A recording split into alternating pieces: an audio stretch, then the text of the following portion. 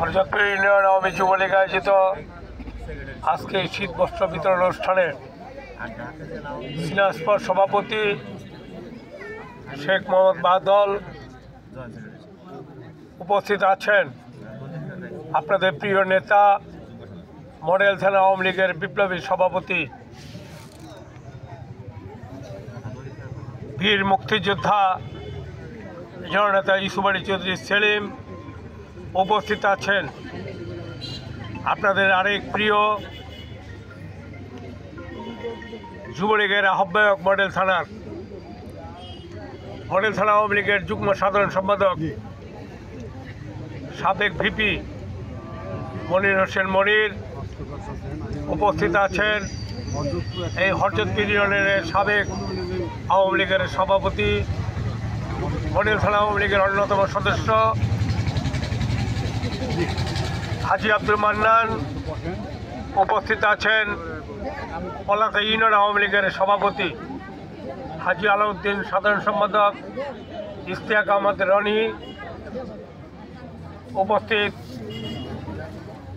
এই হরজতপুর ইউনিয়ন যুবলীগের সাধারণ সম্পাদক রাকিব মেম্বার সহ মডেল থানা আওয়ামী লীগের নেতৃবৃন্দ,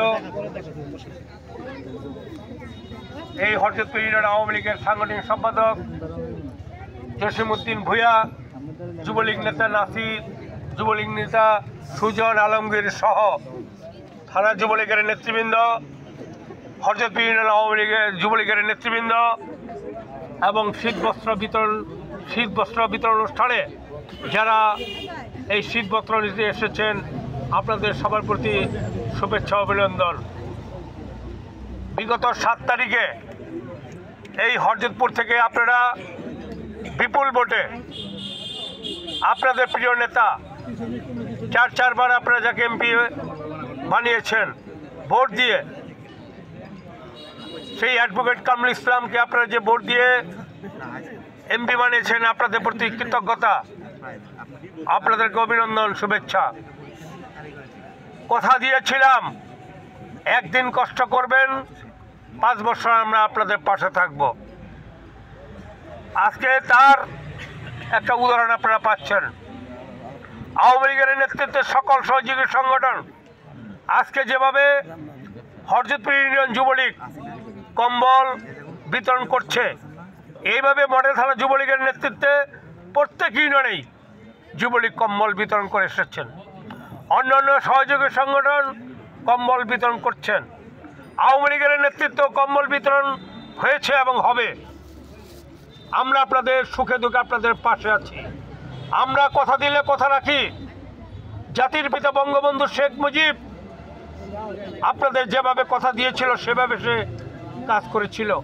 তার মেয়ে আজকে রাষ্ট্রনায়ক শেখ হাসিনা যেভাবে কথা দিয়েছে সেভাবে কথা রাখছে। আমাদের প্রিয় নেতাকে অ্যাডভোকেট কামরুল ইসলাম, যাকে আপনারা 4বার এমপি নির্বাচিত করেছেন, রাষ্ট্রনায়ক শেখ হাসিনা যাকে 2বার মন্ত্রী নিযুক্ত করেছিলেন, তিনি অত্যন্ত ভালো একজন মানুষ। তিনিও যা বলেন তা করেন।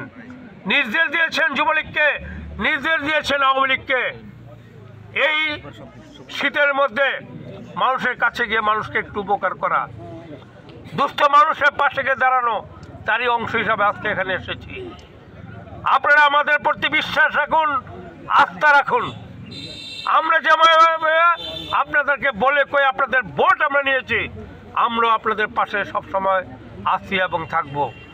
আমি আপনারা অনেকক্ষণ যাবৎ এখানে অপেক্ষা করছেন, আমি আর আপনাদের সময় নষ্ট করতে চাই না।